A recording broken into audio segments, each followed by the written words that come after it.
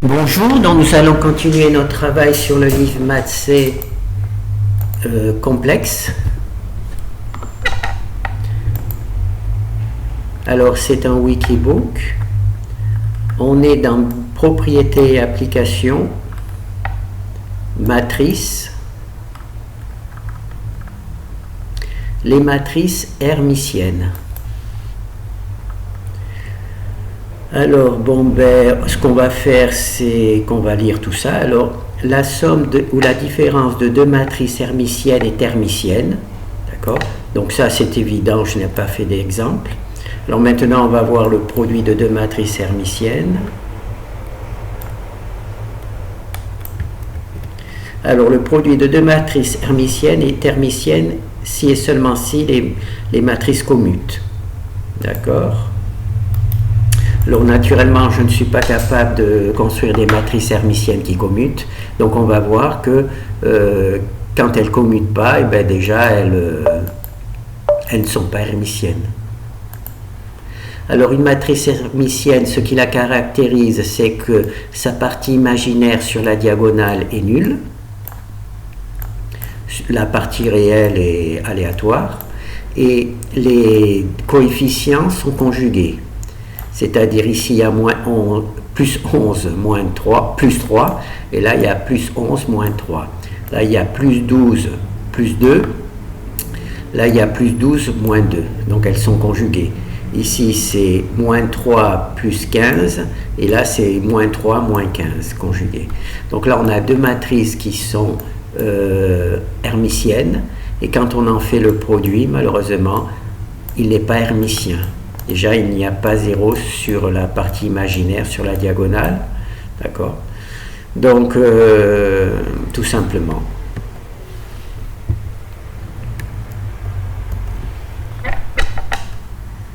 Alors, ça, c'est la première propriété. Alors, pour toute n, A puissance n est hermitien. En effet, puisque A commute avec lui-même, hein, donc c'est pour ça que les puissances de A sont hermitiennes.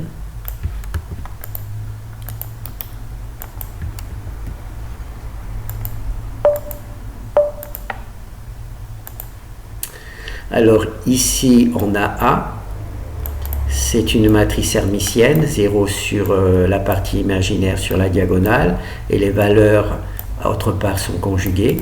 Et quand on en prend par exemple la puissance 3, on obtient toujours 0 pour les parties imaginaires, exactement comme ici, et les valeurs là sont conjuguées. Ces deux valeurs là sont conjuguées. D'accord? Là il y a moins, là il y a plus.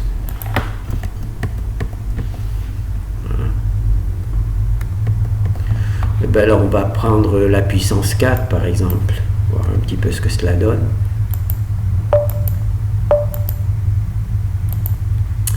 Alors là, on a toujours notre matrice hermitienne. Ici, ces deux valeurs sont conjuguées. Et quand on en prend la puissance 4, on obtient toujours une matrice hermitienne. La partie imaginaire est nulle. Et les parties qui ne sont pas sur la diagonale sont conjuguées. Voilà. Ces valeurs-là sont conjuguées. Voilà.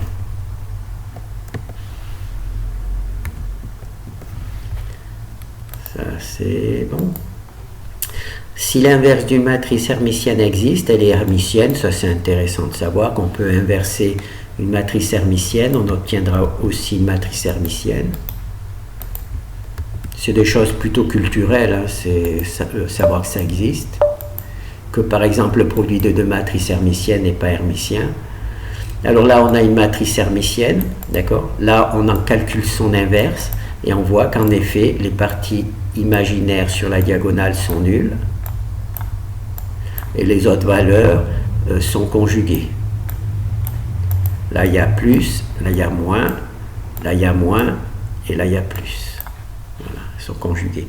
Et quand on fait A multiplié par son inverse, on obtient bien la matrice diagonale, et la matrice identité. Donc ici, il y a la fonction qui calcule, qui fabrique des fonctions des matrices hermitiennes. Alors, donc là, on calcule l'inverse avec la fonction inverse de Gauss-Jordan, qui nous donne l'inverse de A. Et quand on multiplie A par son inverse, on retrouve la matrice identité. Voilà, c'est la matrice identité. Donc là, je vais faire une petite erreur pour vous montrer le code des matrices hermitiennes, comment je les construis. Donc là, je fais une erreur. Donc naturellement, ça bloque. Je supprime l'erreur. Et là, il m'indique que le fichier vrmh contient cette fonction. Donc je clique dessus. Et voilà. Et donc là, j'ai ma fonction hermitienne. Alors, je rentre une matrice A, je rentre N. Je rentre une matrice A. Bon, la matrice A est normalement ici. La matrice A. Et là, je donne des valeurs que je souhaite aléatoires. Alors, la fonction construit une matrice B qu'elle va détruire. Elle construit une matrice transposée conjuguée de B qu'elle va détruire. Et entre-temps, on a donc une matrice aléatoire standard. On en prend sa conjuguée transposée. Et quand on additionne ces deux matrices, B plus la transposée conjuguée, on obtient A. Et A est une matrice hermitienne. Voilà. Alors pour la matrice anti-hermitienne, alors anti c'est skew, hermitienne c'est hermitienne tout simplement. Donc on fait la même chose, on crée une matrice B temporaire qu'on détruit, on crée une matrice conjuguée transposée temporaire que l'on détruit. Ensuite on soustrait, ici pour avoir les hermitiennes on additionne B plus BT.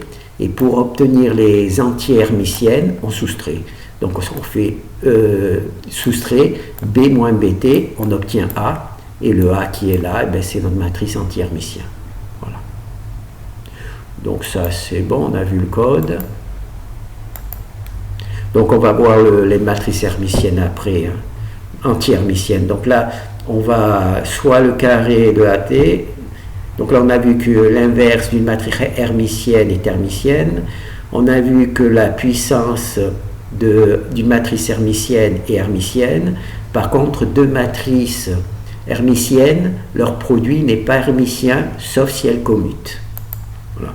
Ensuite, il y a la somme et la différence de deux matrices hermitiennes et hermitiennes. Ça, c'est évident, c'est pour ça que je n'ai pas fait de truc. Donc là, on va voir... justement le code qui m'a permis d'écrire les fonctions hermitiennes.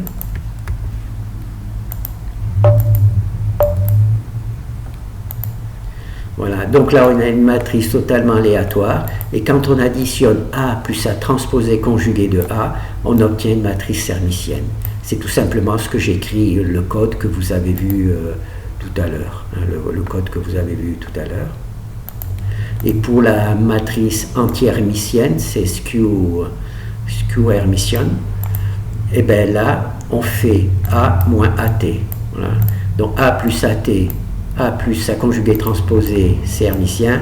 A moins la transposée conjuguée, c'est anti-hermitien. Anti-hermitien, c'est 0 pour les parties réelles sur la diagonale. Et sur la partie complexe, c'est l'inverse. Là, c'est la partie imaginaire est nulle. Là, pour les anti-hermitiens, c'est la partie réelle qui est nulle. Là, les parties réelles sont des valeurs aléatoires pour les hermitiens.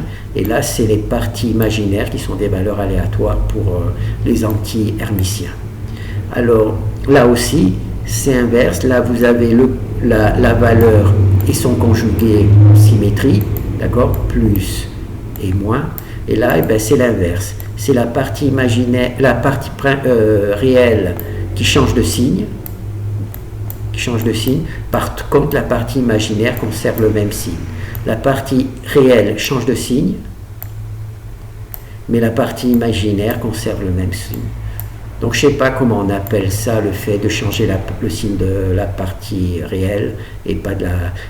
ces deux valeurs sont conjuguées parce que le signe est changé aux parties imaginaires.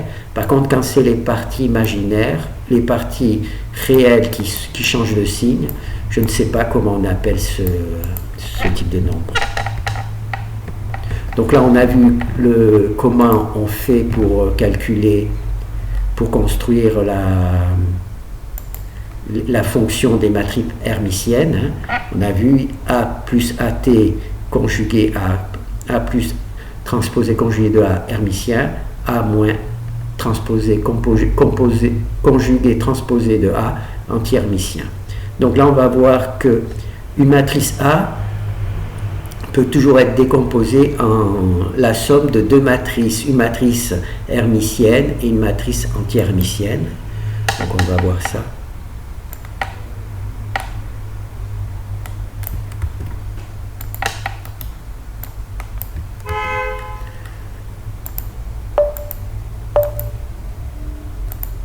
Alors ici, on a une matrice aléatoire complexe, tout à fait aléatoire. On la transforme en une matrice hermitienne en faisant A plus la transposée conjuguée de A. On en fait une matrice anti-hermitienne en faisant A moins la transposée conjuguée de A. Donc là, on a hermitienne, anti-hermitienne. Et quand on fait A plus AT divisé par 2, plus A moins AT divisé par 2, en fait la matrice hermitienne plus la matrice anti-hermitienne, le tout divisé par 2, on retrouve bien A. Voilà, on retrouve bien A. Alors pour le code, on a une matrice là aléatoire, on en prend la transposée conjuguée. Transposée, c'est ça, conjuguée, c'est ça. C'est ça, voilà, la transposée conjuguée. Donc là, on additionne A plus AT. Là, on soustrait A plus AT. Là, on multiplie A plus AT divisé par 1/2. A plus AT multiplié par 1/2. C'est ce 1/2 là qui est traité. D'accord ? Et ensuite, on additionne ici les deux matrices. On additionne ici les deux matrices, A2, c'est la deuxième matrice, et on obtient bien le résultat que l'on veut. Donc ça, c'est bon. Donc là, on a vu pour les matrices hermitiennes.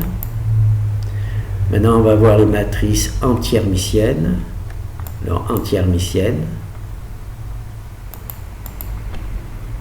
On en a déjà vu un petit peu, donc on va faire ça gentiment. Voilà.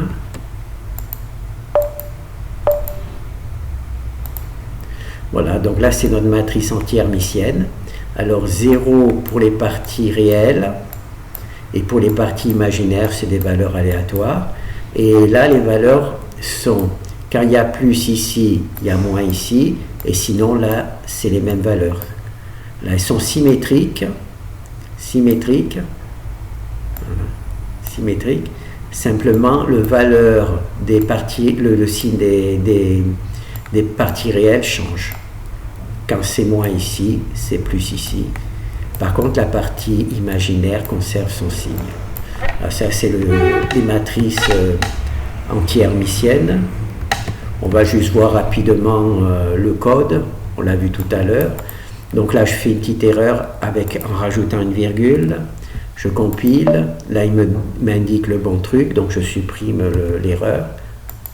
Voilà. Donc là, c'est les matrices anti-hermitiennes.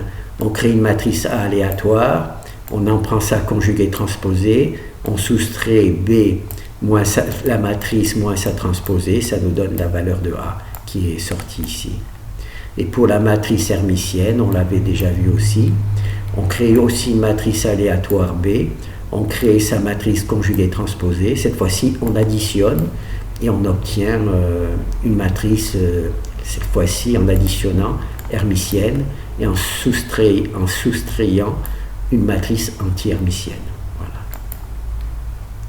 Donc ça c'est bon. Alors là, je ne sais plus où j'en suis, donc j'en ai vu. Donc maintenant, on va voir les valeurs propres d'une matrice anti-hermitienne sont imaginaires. Alors pour ça, j'ai utilisé Octave. Je n'ai même pas essayé de savoir si mon travail le calculait. Je suis directement chercher Octave. Voilà.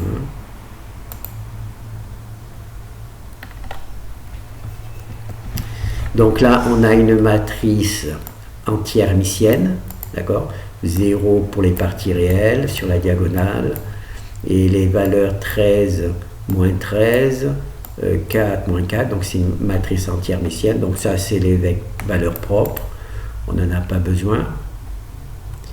Et on peut s'apercevoir qu'en effet, la partie réelle des valeurs propres est toujours nulle, la partie réelle des valeurs propres est toujours nulle.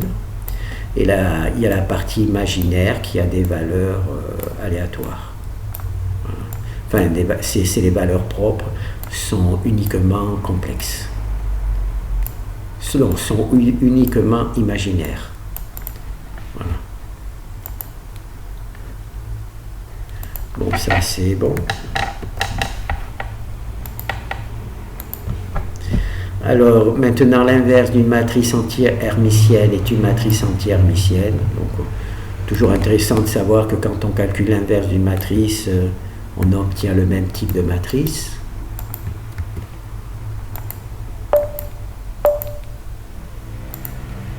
Alors là, on a une matrice hermitienne. Là, on en calcule son inverse. Et on voit qu'ici, on a bien 0 sur la partie réelle pour la diagonale. Les matrices truc, et là on voit il y a moins, donc là il y a plus, par contre le plus ici reste ici, donc c'est juste les parties réelles qui changent de signe. Voilà, donc là on a une nouvelle, donc on voit l'inverse est bien toujours partie réelle nulle, et les valeurs plus, moins, par contre la moins et moins reste, la plus, moins, par contre le moins ici reste. Voilà. Donc ça c'est bon. Et bien on a tout vu. Après là c'est le même que dans la partie hermitienne. C'est A plus AT, A moins AT, anti-hermitienne. Voilà. Voilà, donc là j'ai complété la partie hermitienne. Alors dans les parties réelles, c'est les matrices symétriques. C'est les matrices symétriques et antisymétriques. Et en nombre complexe, l'équivalent, c'est matrice hermitienne et anti-hermitienne. Bon, ben, c'est bien, on a terminé.